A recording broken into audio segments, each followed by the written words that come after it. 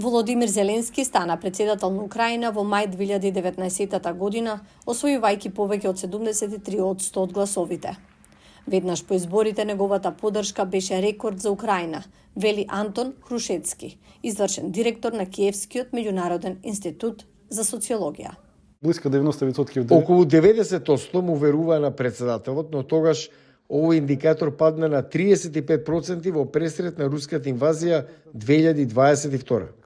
Антон вели дека веднаш по инвазијата, поддршката за Зеленски пораснала на 90% во анкетата на Киевскиот меѓународен институт за социологија.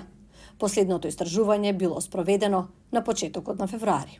На рази 50. Во моментов 57% од украинците му веруваат на Зеленски. 37% не. Намалувањето на поддршката е сосема вообичаено за украинското општество, вели Олга Ајвазовска, председателка на одборот на група за промовирање на демократија, граѓанска мрежа Опора. Украинското суспетство уникално. Украинското општество е уникатно. Тоа во принцип не ја поддржува владата. За целиот период на независност, само еден председател е реизбран 2 пати, така што сегашниот рейтинг на председателот е доста висок. На крајот од мандатот на Јушченко, неговиот рейтинг беше околу 5%.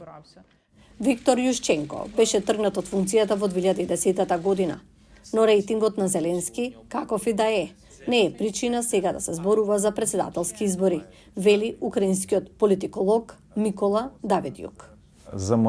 Замрзнувањето, завршувањето на војната, постигнување мировни спогодби, ова е причина да се зборува за избори. Председателскиот мандат на Зеленски ќе беше завршен минатата година да не беше војната. Украинскиот закон забранува избори за време на воена состојба. Зараз Од проведење организацијски аспект, оддржувањето на изборите е многу тежок процес, бидејќи границата на фронтот не е стабилна. Нивото на закана од Русија за кој бил регион на Украина е исклучително висока. Опора ги следи изборите во Украина веќе 20 години. Ајвазовска вели дека на Украина и треба најмалку 1 година од прекинот на огнот за да започне изборна кампања. На земјава и се потребни безбедносни гаранции и решение како да се организира гласањето за воените лица и бегалците, вели Ајвазовска.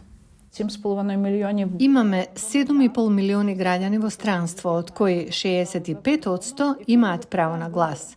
Ако започнеме избори, мора да има гаранција дека ќе го завршиме овој процес, бидејќи ракетен напад на денот на изборите ќе доведе до пад на излезноста на 5 до 10%.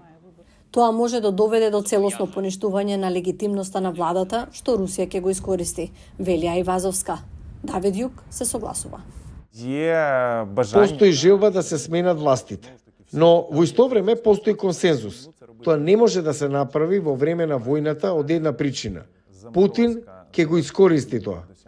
Според анкетата на Киевскиот меѓународен институт за социологија, околу 70% од украинците се против избори во активна фаза на војната.